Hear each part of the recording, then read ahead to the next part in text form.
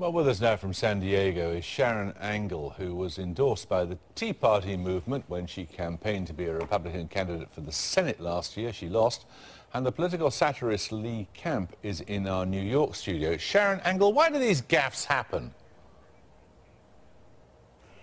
Well, I think there's an amount of preparedness sometimes that hasn't been taken, that those things happen. Sometimes we underestimate, as political people, we underestimate just what will happen if we do have a gaffe.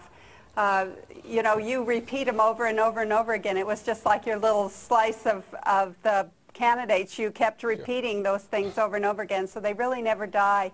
So I think that that's one of the things, is that we underestimate the power of that gaffe as the media plays it over and over again, and we underestimate the responsibility that we have to be prepared for these debates. And when you're unprepared for the debate, those kinds of things happen. But also, I think that there's an underestimation of the power of just being out there, the overexposure to the media. We'll come to that in just a second. Want to go to the grassroots. Right, Lee Camp, do they matter?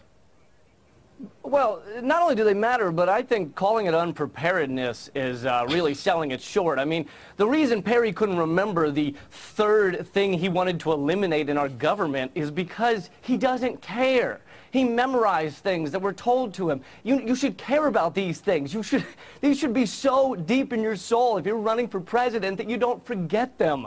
You know, talk about, because they're not even talking about, they're just throwing out red meat to a certain kind of supporter. They're not even thinking about what actually people care about. I mean, people care about corporate ownership of our elections, not about destroying the Department of Education. Does anyone think there's too much education going around? Is that really the problem?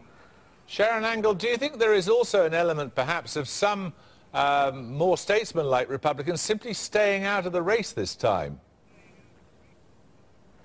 I don't think so. I think what we've seen is a field of really people who are able to carry this banner and to go up against President Obama. I think that we have some good talent. I just think that we've got an overexposure problem here with too many people being critical rather than actually saying to these folks, thank you for stepping up and being patriots. Finding out when you're wrong? Is overexposure when people find out that you're wrong? Is that what it is?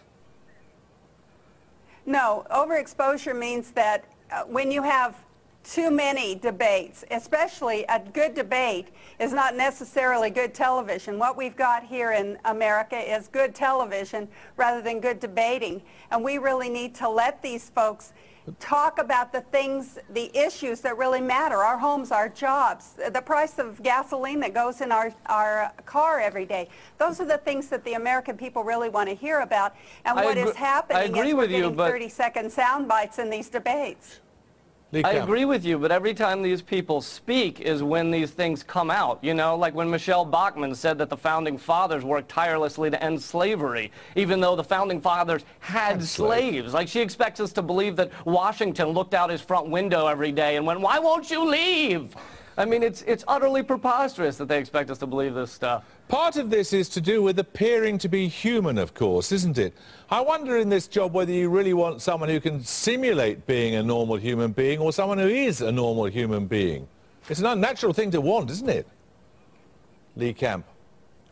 Well, it's not natural at all, and I think what we have here is the first fully realized reality show campaign for the presidency. I mean, this stage full of you know, bobble-headed giggle twits is amazing. None of them, even the stuff that aren't gaffes, like not believing in evolution. I mean, it's amazing.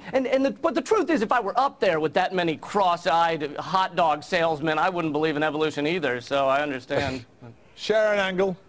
Well, Lee, it's very easy for someone to stand on the outside of this process and make fun and mock and make a joke out of it, when what we really should be doing is encouraging people to be real in front of us.